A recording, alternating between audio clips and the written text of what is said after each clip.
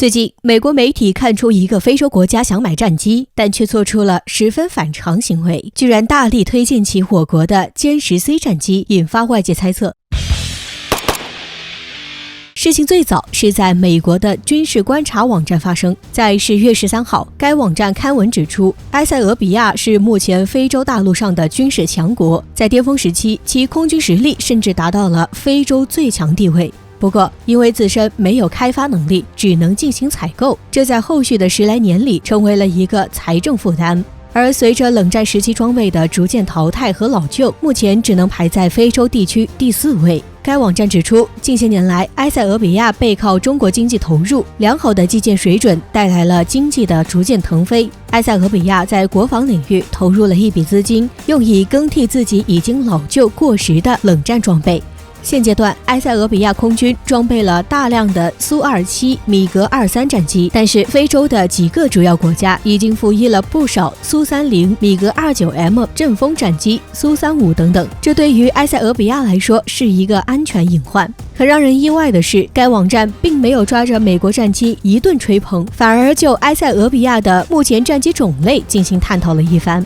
扩充军火库该如何选择。该网站指出，隐身战机当然是更好的选择，比如俄罗斯公开宣称可售的苏57战机，作为现阶段可出售的5代机中的第2款，价格上低于 F35战机，但是5代机的整体价格和维护成本依旧不是埃塞俄比亚能够负担得起的。为此，采购最先进战机的选择并不适用于该国。与之相反，次一级的4代半反而很适合，至少目前主流的装备中，中国的歼10C、俄罗斯的米格35、美国的 F16V 这3款战机可以进行参考。在3款战机中，米格35本身成本偏低，整体载弹量和作战半径虽然受限于自身体积小这个特点，但是其矢量发动机和 R37M 空空导弹让它在非洲的1亩3分地上如鱼得水。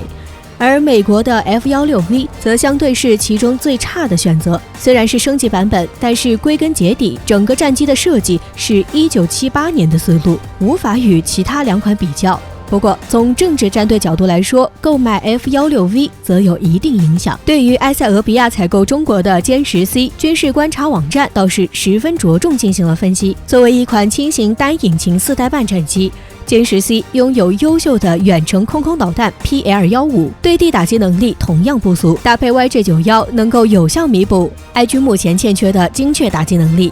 而本身因为与中国的国际贸易交流频繁，采购中国军备也有助于进一步拉近中埃关系，性价比极高。有分析认为，美国媒体大力推荐中国的歼10C，恐怕也有想要验证该战机的实战能力的想法。本身搭配的 PL-15和 YJ-91导弹一直是美军想要了解清楚的2款导弹。早在歼20初次亮相时，美军就对搭载的 PL-15感到担忧，认为这会严重威胁自身战机。而且埃塞俄比亚虽然近些年与中国走得很近，但是本国亲美势力同样不小，是否会借机将一系列相关数据详尽传输给美军，就不得而知了。